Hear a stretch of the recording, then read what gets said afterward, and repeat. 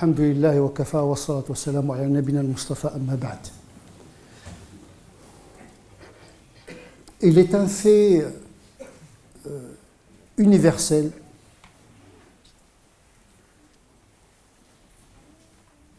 le fait que tout être humain aspire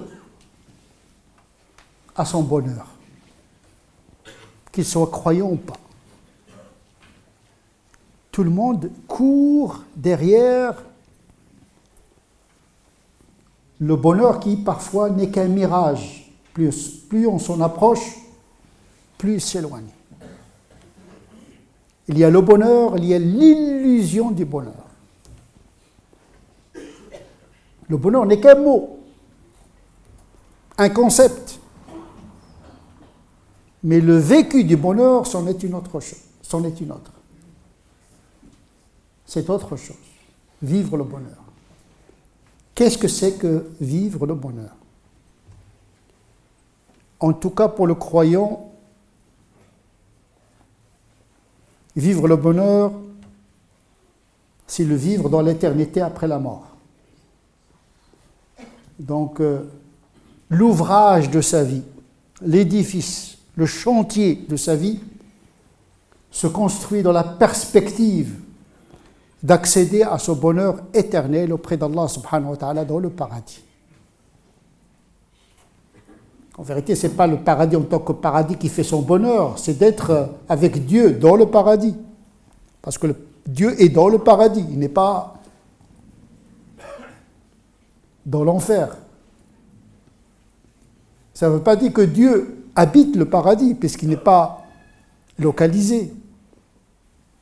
Mais l'accès au bonheur par la proximité de Dieu passe par la voie du paradis. En réalité, le bonheur, c'est Dieu.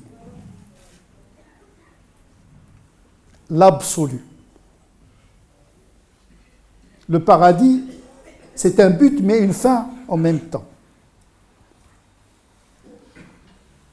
Et l'enfer, le pire, c'est d'être loin d'Allah subhanahu wa ta'ala. La plus grande souffrance, le plus grand malheur, c'est d'être voilé, empêché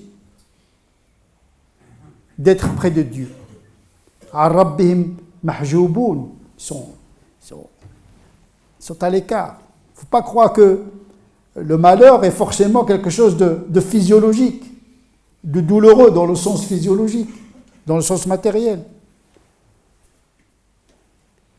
Et donc le musulman, il construit sa vie en principe. Tout musulman conscient de son islamité, il prépare l'accès à son bonheur infini, éternel, où il ne souffre d'aucune souffrance, d'aucun manque, par l'espoir en la miséricorde d'Allah subhanahu wa ta'ala d'abord, et par une foi sincère et l'action juste. Donc, il se prépare à travers la foi, l'espérance et l'action pour pouvoir accéder au paradis, en principe. Le croyant qui est conscient de sa croyance. Puisque la foi en le jour du jugement dernier, l'Yawm al-Akhir, est un des piliers de la foi. Il ne suffit pas de croire que Dieu existe, qu'il a des prophètes, qu'il a des anges. Non, il y a une promesse de récompense et de bonheur. Il y a une promesse de bonheur éternel. Et donc le musulman, il vit la matérialité de la vie dans la perspective d'accéder à cette jouissance spirituelle ontologique, entière et éternelle dans l'au-delà. Mais ce bonheur dans l'au-delà, existe-t-il une souffrance, une purgation dans l'ici-bas? Ou bien y a-t-il un moyen de concilier entre le bonheur dans l'au-delà et la recherche d'un bonheur dans l'ici-bas? Beaucoup de discours religieux mettent le musulman dans la difficulté de choisir entre les deux bonheurs. et que le paradis dans le delà ne peut être accessible que par la souffrance, l'endurance dans ce bas monde. Je pense que c'est une mauvaise croyance. Dieu ne met pas le croyant dans ce redoutable choix. Ou bien le delà, ou bien de l'ici-bas. Le musulman cherche les deux. L'islam, d'ailleurs, est venu pour lui garantir le bonheur dans ce bas monde et dans le delà. C'est très important. Le musulman ne cultive pas la souffrance, mais il cultive l'évitement, la préservation et l'éloignement des épreuves. Il ne cherche pas les épreuves, il ne cherche pas les catastrophes, il ne cherche pas les calamités, il ne cherche pas la difficulté, mais il cherche la facilité. Yuridu Allahu bikum al-yusr. Une facilité existentielle, une facilité dans la pratique de sa religion. Il ne faut pas que la religion vienne rendre sa vie encore plus difficile, mais plutôt l'accompagner, le soulager. Ma anzalna alayka al-Qur'ana, tu n'as pas révélé le Coran pour que tu sois malheureux. Non, pour t'accompagner à surmonter la difficulté et les épreuves de la vie. Mais il n'est pas demandé aux musulmans, au contraire, il lui est interdit de chercher les épreuves, de chercher les difficultés, de chercher les problèmes. C'est pourquoi il demande à Dieu la afiya, la préservation. Quand il dit Allahumma afini, c'est-à-dire préserve-moi des épreuves, des problèmes, des tentations. Ne cherchez pas à rencontrer l'ennemi, a dit le prophète sallallahu alayhi wa sallam. Ni la rencontre de l'ennemi shaitan, ni une quelconque adversité de la vie. Et donc le musulman, comme le reste des êtres humains, il cherche son bonheur dans l'ici-bas. Sauf que le bonheur qu'il cherche dans l'ici-bas n'est pas forcément le plaisir et la jouissance du corps. Parce que cette forme de jouissance du corps, elle est toujours mélangée avec la souffrance. Il n'y a pas un plaisir physique, physiologique, qui n'est pas encombré par la douleur et la souffrance. La nourriture, la sexualité, l'argent, tout cela suppose la souffrance. Ils ne sont pas un bonheur absolu. Par contre, il y a un autre bonheur qui, cette fois-ci, ne peut pas être perturbé par une quelconque souffrance. C'est le bonheur spirituel.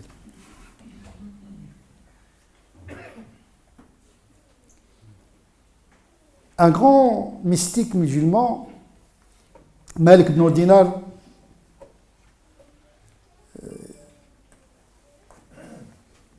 dit que les pauvres gens de ce bas monde, ces gens dont le seul intérêt, c'est de consommer au maximum la matérialité de la vie.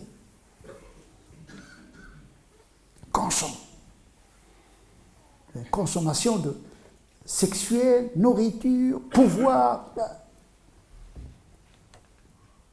un sport, compétition, sans pitié. En vérité, c'est une vraie souffrance, tout ça. Ce n'est pas un bonheur. C'est pas un bonheur. On l'appelle bonheur. Il faudrait l'appeler plaisir, jouissance, oui, mais pas le bonheur. Malik ibn Dinar, il dit, ces gens-là, pauvres de ces gens-là, ils sont sortis de ce bas monde sans goûter ce qui est le plus jouissif dans ce bas monde. Ils cherchent le plaisir, mais en vérité, ils sont passés à côté. Et on lui demanda de quel plaisir s'agit-il? Tu dis qu'il n'a pas goûté le vrai plaisir. De quel plaisir s'agit-il? Et lui de leur répondre, c'est la connaissance de Dieu et l'amour de Dieu.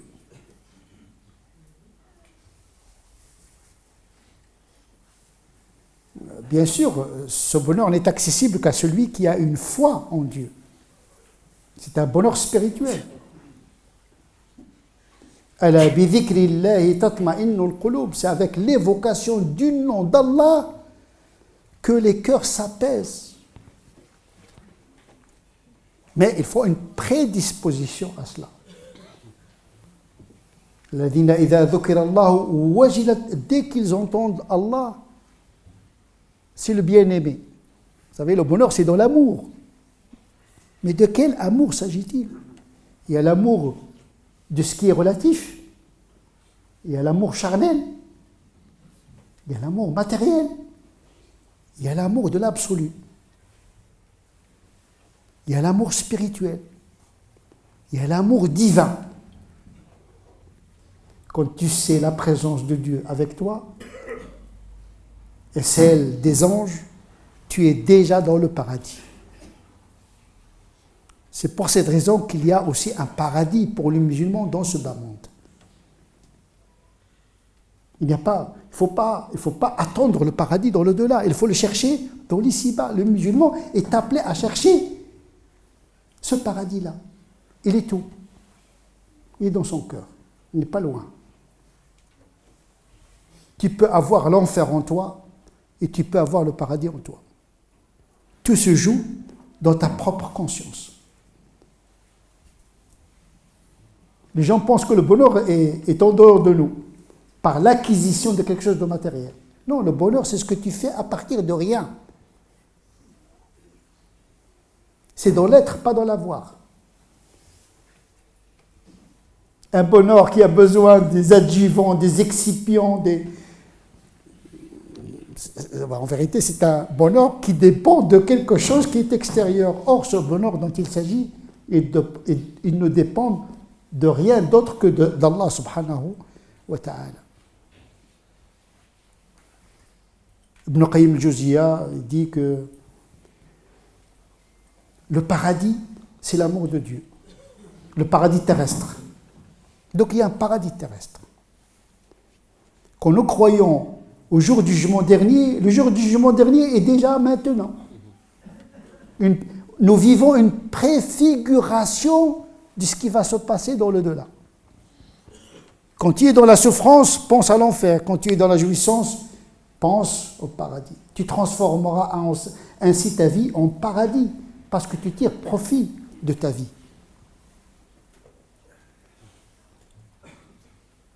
Son maître, le maître de Ibn Qayyim al-Jawziyya, Ibn Taymiyyah disait « Mon paradis est dans mon cœur. Là où je me déplace, il est avec moi. Je n'ai pas besoin ni de Ferrari, ni d'un château, ni... Là où je suis dans le paradis. Si on m'exile, pour moi, ce serait un tourisme spirituel. Siyaha spirituel. Je médite, je traverse les contrées. Dieu est partout. On ne peut pas emprisonner le musulman parce qu'il vit avec Dieu et Dieu il est partout. Quand tu as la sensation que Dieu est avec toi, que tu sois en prison, que tu sois dans un château, que tu sois dans la mer ou dans la montagne, tu es toujours dans la même situation, c'est-à-dire avec Dieu. Et là où il y a Dieu, il y a le paradis. Parce que quand tu cherches le paradis dans le-delà, ce n'est pas pour tourner avec les houris, avec les plaisirs, etc. Parce que c'est un moyen d'accéder à l'absolu qui est Allah subhanahu wa ta'ala. Wa ridwanun min Allahi akbar. C'est ça la satisfaction de la rencontre et de la bénédiction de Dieu. C'est la meilleure jouissance du monde. Rencontrer sa face. Wujuhun yawma'idhin nadhira ila rabbiha nadhira. La vision de Dieu, c'est le plus grand plaisir dans le paradis. Il y a des gens qui arrivent à le rencontrer ici, maintenant. Jannati fi sadri, disait Ibn Taymiyyah. Mes ennemis ne peuvent rien contre moi. M'exiler, c'est me donner l'opportunité de contempler les signes d'Allah subhanahu wa ta'ala dans le monde par un tourisme spirituel, siyaha. Qatli shahada, si on me tue, on m'offre le statut de martyr. Si on m'emprisonne, on me donne l'occasion d'effectuer une retraite spirituelle. Ce même Ibn Taymiyyah, il a été éprouvé, il a été emprisonné plusieurs fois. Et il disait, je ne sais pas comment récompenser mes ennemis. Ils m'ont emprisonné, mais ils m'ont offert une occasion extraordinaire de rencontrer Dieu. Comment les récompenser? Il n'avait même pas la haine à l'égard de ses ennemis. Il ne connaissait pas la haine. Parce qu'un cœur qui est habité par Dieu ne peut pas souffrir de la haine, parce que la haine tue l'individu de l'intérieur. C'est pourquoi le pardon, il n'est capable du pardon que celui qui est dans le paradis. Celui qui est dans le paradis, dans la jouissance, il n'est en compétition avec personne. Il ne jalouse personne, il n'envie personne. Un autre savant disait, je pense que c'est Abdullah ibn Salam, l'Aïz ibn Abd Salam, pardon, qui disait, si les rois savaient dans quel bonheur nous sommes, ils nous auraient combattus avec des épées pour nous arracher ce bonheur. Mais ils ne peuvent pas l'arracher. Et donc il y a réellement un paradis dans ce bas monde. Ibn Taymiyyah disait, il y a un paradis de Dieu terrestre, celui qui n'accède pas aujourd'hui dans ce bas monde n'y accédera pas dans le delà. L'accès à ce paradis se fait par plusieurs moyens. C'est possible. D'abord, nous avons évoqué le fait de dhikr, évoquer le nom d'Allah. À force de l'évoquer, il se grave fortement dans le cœur. Man ahabba shay'an akthara min dhikrihi wa man akthara min dhikri shay'in ahabbahu. Celui qui ne cesse d'évoquer quelque chose, il finit par l'aimer, et celui qui aime la chose, il ne cesse de l'évoquer. Donc par l'évocation verbale, le nom de Dieu se transforme en évocation intérieure. Et celui qui aime Dieu intérieurement ne cesse de l'évoquer verbalement. Mahabbatullah, comme disait Malik ibn Dinar, ces gens qui sont sortis de ce bas monde, ils n'ont pas goûté ce qui est le meilleur. Et on lui a posé, c'est quoi le meilleur? Il a dit, la connaissance de Dieu et l'amour de Dieu. Ce qui se pose, dhikrullah. Ala bi dhikrillahi tatma'innul qulub, c'est avec l'évocation du nom d'Allah que les cœurs s'apaisent. As-sakina, anzala as-sakinata fi qulubil mu'minin. Sakina, c'est le bonheur. On ne regrette pas quelque chose qu'on a manqué et on n'est pas très heureux par la possession matérielle parce qu'on devient indifférent aux choses, si ce n'est que Allah subhanahu wa ta'ala, après avoir été comblé par Allah subhanahu wa ta'ala, donc le paradis c'est le cœur du croyant, il ne faut pas aller chercher ailleurs. Deuxième moyen d'accéder à ce paradis, c'est d'essayer d'apprécier les bienfaits qu'Allah subhanahu wa ta'ala nous a donnés. La voie du malheur des gens commence lorsqu'ils commencent à dénombrer ce qui leur manque. Dès que vous commencez dans votre vie à faire la liste des choses qui vous manquent, là vous ouvrez la porte de l'enfer. Vous ouvrez la porte de la misère. Qu'est-ce que c'est que la misère? C'est le sentiment de manque. Vous n'êtes pas comblé. Au lieu de compter les molécules que vous avez, les tissus, les cellules, les yeux, les oreilles, la bouche, la santé, les enfants, la foi, et essayez de dénombrer les bienfaits, vous allez oublier les manques. Essayez de dénombrer les bienfaits d'Allah. vous n'arrivez pas. Prenez le plaisir à dire, j'ai 2 yeux, c'est vrai, je ne vois pas 10 sur 10, mais quand même, je ne suis pas aveugle. Faites la liste du positif. Déjà, c'est la voie du bonheur, parce que vous allez apprécier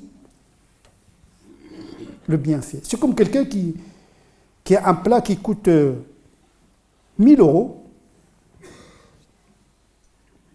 mais il n'arrive pas à l'apprécier. Et quelqu'un qui mange du pain sec, mais qui goûte le pain sec, quand il goûte le pain, il le goûte. Il y a des gens qui mangent, mais qui ne goûtent pas. Ils n'apprécient pas le bienfait. Ils cherchent ce qui manque. Ce qui mange mieux que moi, celui qui a une voiture mieux que moi, etc. Dès que vous avez cette mentalité d'ingratitude, parce que le Coran qualifie ces gens-là d'ingrats. L'ingratitude, c'est le chemin du malheur du croyant. Si vous essayez de dénombrer les bienfaits d'Allah, vous ne saurez le faire. L'être humain est vraiment, dit le Coran, injuste et très ingrat.